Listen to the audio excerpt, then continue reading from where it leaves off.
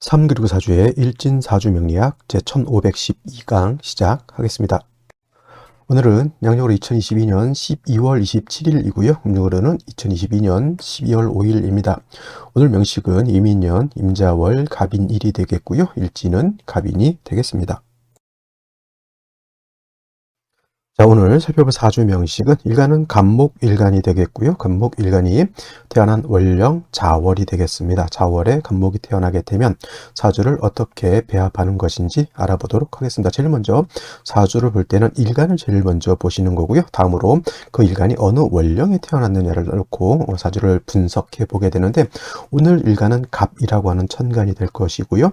갑이라고 하는 천간은 10개의 천간 중에서 첫 번째 천간이 되겠고, 다시 이를 목화토금수라고 하는 오행으로 구분하게 되면 목의 기운을 가지고 있다, 즉 나무의 기운을 가지고 있는 것이 바로 갑이라고 하는 천간이 되겠습니다. 그래서 갑목이라고 읽어주시면 될 것 같고요. 그 다음에 이 나무라고 하는 기운은 뜨거운 열기가 아니라 따뜻한 온기를 가지고 있는 것이 바로 이 갑목이다라고 보시면 되겠습니다.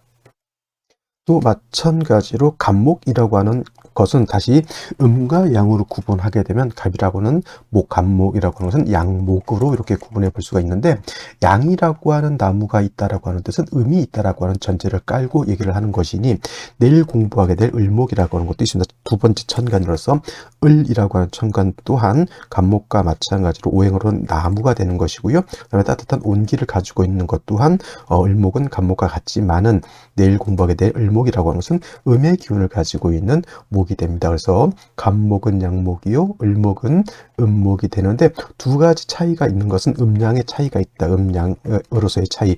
음이라고 하는 것과 양이라고 하는 것은 동전의 양면과 같은 것이고요. 서로 뗄래야 뗄 수 없는 것이지만 서로 대조되고 대비되는 개념이다라고 보시면 되겠습니다.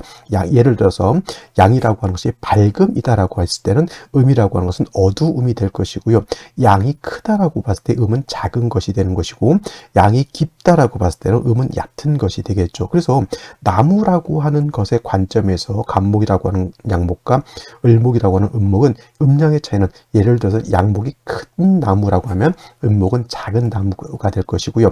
양목이 단단한 나무라고 하면 음목은 부드러운 나무가 될 것이죠. 갑목인 양목이 곧고 쭉쭉 뻗어서 자라는 그런 나무라고 하면 음목인 을목은 휘어지는 성질을 가지고 있을 것입니다. 그래서 양목인 갑목은 우리가 대체적으로 비유를 할 때 대립목이라고 해서 곧게 자라는 그런 나무죠. 소나무 같은, 물론 소나무도 휘어진 소나무도 있겠지만은 소나무 같은 거라든가 아니면 오동나무 같은 거 있죠. 또는 이소부화에 나오는 오동나무가 아니라 오동나무가 되겠고요. 그 다음에 이소부화에 나오는 참나무 같은 것도 다 갑목이라고 볼 수 있습니다. 단단하고 곧고 그 다음에 크게 이렇게 자라는 그러한 것이 양의 성질을 가지고 있는 갑목이 될 것이고요. 내일 공부하게 되는 을목이라고 하는 음목은 부드럽고 유연한 성질을 가지고 있기 때문에 화초 같은데 이렇게 비유를 하죠. 양류목이라고 이렇게 표현하죠. 류목이라고 해서 잘 휘어지는 능수버들이라든가 칡넝쿨이라든가 또는 작은 화초라든가, 가장 비유하기 좋은 거는 난초 같은 거 있죠. 꽃을 피우는 이런 난초 같은 경우도 을목이다라고 이렇게 표현할 수가 있겠습니다. 그래서 같은 나무, 같은 목이라 하더라도 양목인 갑목하고 음목인 을목하고 차이가 있는데, 갑목은 단단하기 때문에 그 용도가 뭐냐면은 제목으로서 쓰는 용도가 있습니다. 이거를 좀 유식한 말로 동량지목으로 쓴다, 또는 동량제목으로, 동량지목, 동량지제로 쓴다, 이렇게 표현을 하게 되는데, 이렇게 갑목 큰 나무를 갖다가 제목으로 쓰기 위해서는 반드시 그 나무를 갖다가 다듬을 수 있는 도끼라든가 연장이 필요하죠. 그것이 바로 경금일 것이고요. 경금의 날을 날카롭게 만들기 위해서는 정화라고 하는 것으로서 경금을 단련해 준다라고 하면, 경금으로서 갑목을 작벌이라고 하는 것은 갑목을 베어내서 잘 다듬어서 큰 집을 지을 수 있는 기둥이라든가 대들보로 쓴다라고 하는 것이다라고 이렇게 말씀을 드릴 수가 있고요. 내일 공부하게 되는 을목은 또 내일 설명드릴 수 있겠지만, 난초라든가 화초라든가 잘 휘어지는 그런 풀을 뜯어다가 우리가 집을 지을 수는 없습니다. 그래서 을목 같은 경우는 오로지 꽃을 피우는, 화초라고 하는 것은 꽃을 피우는 그런 것이기 때문에 을목은 목화통명이 돼서 명이 돼서 꽃을 피우는 그런 용도로 쓴다라고 볼 수가 있는 겁니다. 그래서 같은 목이라 하더라도 양목이냐 또는 음목이냐에 따라서 차이가 있게 되겠죠. 그래서 이 을목은 목화통명이 되기 위해서는 병화 또는 정화를 보고요. 반드시 인성인 수를 얻어서 을목이 마르지 않도록, 즉 을목이 마른다라고 하는 것은 을목이 말라서 비틀어져서 죽게 된다는 얘기죠. 간목도 약할 때는 인성인 수가 필요한 것은 당연한 것이고요. 또 간목 같은 경우도 물론 동량의 제목으로 쓸 수 있지만 일단 간목이라고 하는 것도 목이기 때문에 간목도 큰 나무도 예를 들면 벚나무라든가 저기 목련 같은 경우 꽃을 피우는 나무들이 있죠. 그런 경우에도 간목은 동량 지목으로 쓰는 것도 용도로 볼 수 있겠지만 목화통명에 대해서 꽃을 피우는 용도로도 쓸 수는 있습니다. 하지만 간목의 주 용도는 동량의 제목으로서 쓰는 것이 간목의 용도인 것이고요. 부차적으로 목화통명에 대해서 꽃을 피우는 용도도 없지 않아 있다. 단 을목이라고 하는 것은 동량의 지목으로 쓰는 용도는 없고 오로지 목화통명에 대해서 아름다운 꽃을 피우는 용도로서 쓴다 이렇게 생각을 하시고 그에 맞게 사주를 배합하면 된다 이렇게 기억하시면 되겠습니다. 특히나 간목 같은 경우는 춘하절이라고 하는 것은 봄, 여름이죠. 이런 경우에는 목화통명이 되는 것이 좀 이롭다 이렇게 볼 수가 있겠고요. 간목이 추동절이라고 하는 것은 가을, 겨울이죠. 이때는 나무가 휴식기에 들어가 있기 때문에 이럴 때는 나무를 갖다가 작벌해서 제목으로 쓴다. 이렇게 크게 이렇게 나눠서 생각해 보시면 맞을 것 같습니다. 자, 여기까지 설명드렸고요. 이제 자월에 대해서 알아보도록 하겠습니다. 다음으로 간목 일간이 태어난 월령 자월이 되겠습니다. 자월 일단 절기라고 하는 것으로 놓고 봤을 때 자월이라고 하는 것은 대설과 이제 동지로 구분해 볼 수가 있죠. 대설 동지 다 지났습니다. 좀 있으면 이제 소한이 되겠죠. 소한과 대한으로 또 이제 나눠지게 되는데 소한 대한이라고 하는 것은 이제 자월이 아니라 할 때는 축월이 되겠죠. 크게 춥고 작게 춥다 이렇게 소한 대한으로 구분이 되는데 이제 자월에서 축월로 넘어갈 때는 이제 소한 절입이 돼야지만 월이 바뀌게 되는 것이고 자월이라고 하는 것은 해월에서 자월로 넘어올 때는 대설이 되어야지만 이렇게 월이 바뀐다. 가끔 이제 사주 상담을 하는 경우에 제가 이제 몇 월까지 좋고 몇 월까지는 좀 어려우니 이때는 좀 복지부동하시고 웬만한 투자는 이때는 하시면 안 된다 이렇게 말씀을 드리면 그건 이제 많은 분들이 어떤 질문을 하냐면 지금 말씀해 주시는 것이 양력입니까 또는 음력입니까 이런 걸 물어보시는 분들이 간혹가다 있는데 기본적으로 양력이죠. 제가 말씀을 드릴 때 근데 월을 구분할 때는 제가 예를 들면 3월이다 2월이라 할 때는 항상 절기를 기준으로 한다. 2월 같은 경우 양력 2월 같은 경우는 뭐죠? 입춘이 되어야지만 제가 2월이라고 하는 거고요. 3월 같은 경우는 양력으로 3월 같은 경우는 경칩이 돼야 되겠죠. 양력 그 다음에 4월 같은 경우는 청명이 되어야지만 4월로 제가 말하고요. 그 다음에 이제 5월, 이렇게 6월, 7월 이렇게 갈 때는 입하, 망종, 그 다음에 소설 이렇게 돼야 됩니다. 그래서 음력은 아니고 양력이지만은 2월이라고 해서 2월 1일을 말하는 것이 아니라 그 2월에 해당되는 절기를 말씀드린다. 이런 것도 기본적으로 명리학을 공부하시는 분들은 이 정도는 좀 기본적으로 알아두시면 좋겠고요. 그 다음에 자월이라고 하는 계절, 해월과 자월과 그 다음에 축월이 3개월이 모두 동절, 겨울이라고 하는 것이고 겨울이라고 하는 계절은 엄동, 설한의 계절입니다. 몹시 혹독한 한기를 가지고 있는 것이 바로 이 해자축월, 쉽게 말하면 겁나게 억수로 춥다 이거죠. 그래서 반드시 뭐가 필요하다? 그죠? 보온해야 되죠. 보온. 따뜻하게 조후해야 된다. 지금 대만이라든가 일본 같은데 그다음에 중국도 그렇습니다. 중국도 지금 예상 외의 한파가 지금 몰아닥쳐서 동사하는 그런 사람들이 있다라고 합니다. 특히 대만 같은 경우에는 영하로 떨어지지도 않았고 영상 2도 3도인데도 동사를 해요. 얼어 죽는다는 얘기죠. 이거 사람들이 이해하지 못할 겁니다. 우리나라는 동사하려면 최소한 영하 10도 15도 이렇게 떨어져야 동사하는 거 아닌가 이렇게 생각하시겠지만 기본적으로 평균 기온이 영상에만 머물러서 있는 곳에서 사는 사람들이 급격하게 영하 10, 기온 차이가 15도 이상씩 차이가 되면 그 영상이라 하더라도 몸은 그걸 버틸 수가 없다는 얘기죠. 예를 들면 이런 거죠. 뜨거운 지방에 살던 열대 지방에서 태어나서 살던 사람이 갑작스럽게 어디를 간다? 그렇죠. 그 추운 지방에 가게 되면 그 그 추위를 갖다가 감당하지 못하는 것과 마찬가지고, 추운 지방에 사는 사람들이 갑자기 비행기를 타고 뜨거운 열대 지방 가면 그 열기를 감당하기 어려운 것과 같습니다. 하지만 이제 지금 제가 말하는 해자축월은 그야말로 영하 20도, 30도 정도 크게 떨어지는 그런 계절을 말하는 거고요. 반드시 화가 있어서, 화라고 하는 것은 뜨거운 열기를 말하는 거죠. 화가 있어서 따뜻하게 보온하고 조후하고, 쉽게 말하면 난방하는 것이 필요한데, 이때 조후할 때 필요로 하는 화는 음화인 정화보다는 양화인 병화라야지만 조우의 공력이 크다라고 볼 수가 있겠습니다. 그래서 자월에는 일단은 뭐가 있느냐 없느냐, 화가 있느냐 없느냐를 먼저 살피는 것이고요. 병화가 있으면 일단 기본은 했다 정도 생각하시면 되겠습니다. 이 병화가 있어야지만 자월의 한기를 갖다가 따뜻하게 보온해 줄 수가 있겠죠. 그 다음에 해자축월이라고 하는 것은 방향은 북방이 되면서 수가 왕한 수왕절이죠. 수라고 하는 것은 물이라고도 볼 수 있지만 냉기를 뜻합니다. 그래서 해자축월의 수기가 많아지면 많아질수록 보다 기온이 크게 하강하는 것이고, 만물이 다 동결된다 그러죠. 동결이 되기 때문에 수왕절에 물이 많다가 아니라 수왕절에 그 물이 다 어떻게 되어 있다? 얼어 있다. 이것이 문제가 되는 것이죠. 화가 있어서 물을 녹여주지 않으면 그 물은 수로서의 역할을 하지 못하죠. 자월에 태어난 간목이죠. 원래 간목 입장에서 원령에 있는 수는 뭐예요? 나를 생조해주는 인성이죠. 인성. 하지만 겨울의 수는 얼어서 얼음이 되게 되면 오히려 간목을 생하는 것이 아니라 간목을 갖다가 극해한다 그러죠. 극해서 못 살게 굴고 오히려 간목을 얼어 죽게 만드는 것을 하게 되는 것이죠. 그래서 해자축월의 수는 수생목하는 것이 아니라 화가 없으면 수국목이 될 수도 있기 때문에 반드시 를 얻어야 된다.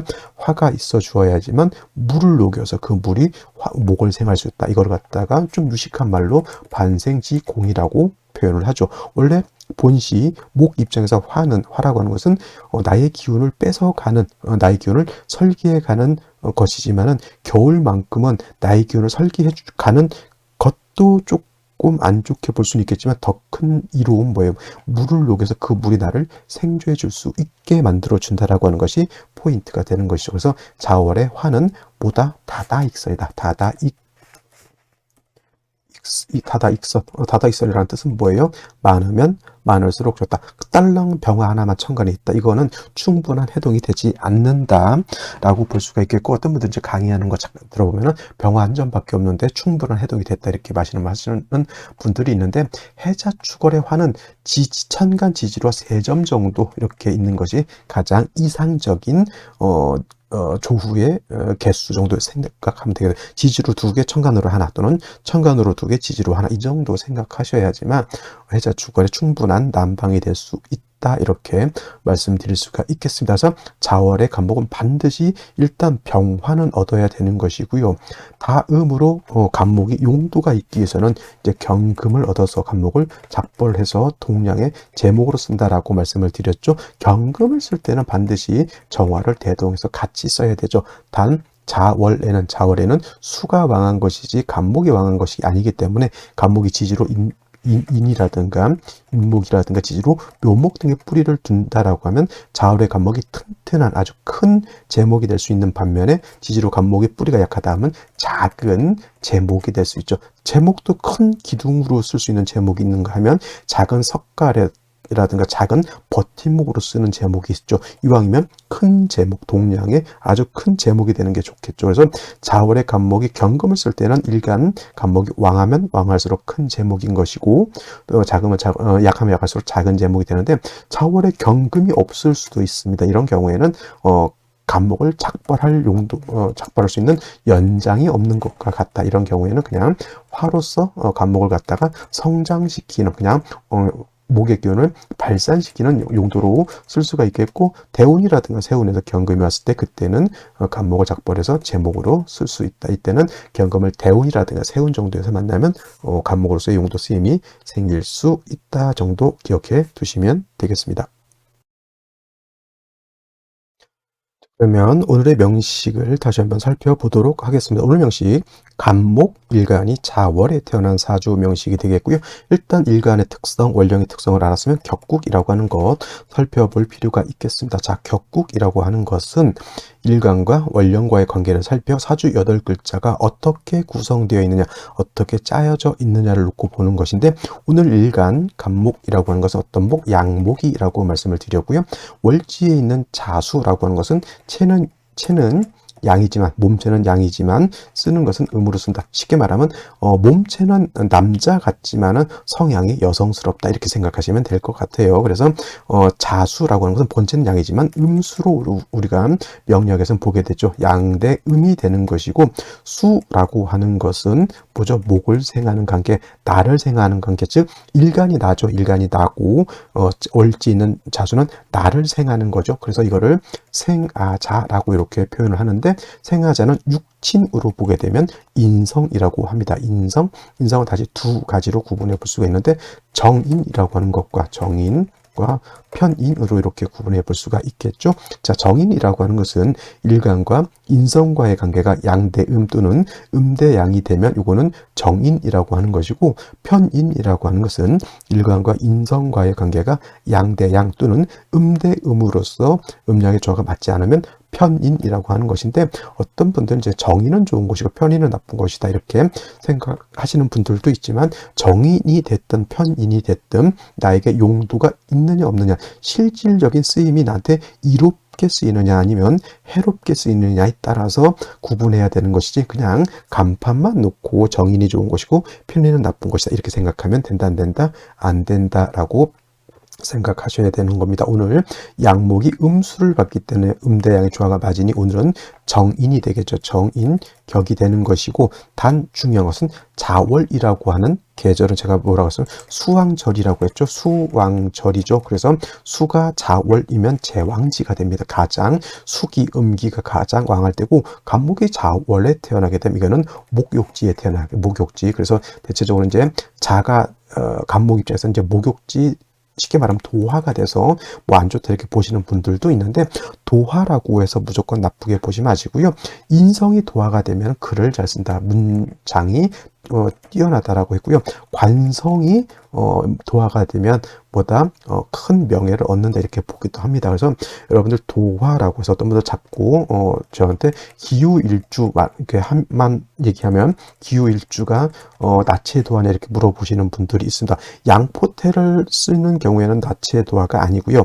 음포태를 쓰는 경우에는 유가 나치의 도화가 될 수도 있습니다만, 저는 개인적으로 기후는 나치의 도화라고 보지 않습니다. 어떤 분이 자꾸 동일한 질문을 하시는 분이 있어서 이제 여기다 잠깐 제가 설명드리도록 하고요. 그래서 간목이 자월에 태어나게 되면 정인격의 수가 좀 세력을 얻게 되죠. 천간으로 임수라든가 개수 같은 것이 천간에 투출하게 되면 이때는 모왕 자쇠가 된다라고 볼 수가 있고, 특히 자월의 임수라고 하는 것이 이렇게 투출하게 되면 자칫 뭐가 될 수 있냐면 수다목 부가 될 수 있다. 수다목부라고 하는 것은 나무가 부목된다. 즉 물이 범람하게 되면 여름이라든가 가을 같은 뭐 어느 계절이든 간에 물이 너무 많아서 뚝이 터졌어요. 그러면 나무가 뿌리째 뽑히는 거 가끔 이제 TV라든가 이런 거 뭐 동물세계 이런 것을 볼 수 있겠죠. 그게 바로 수다목부가 되는 것이고, 이런 것은 비록 나를 생해주는 인성이라 하더라도 인성이 너무 많아서 문제가 되는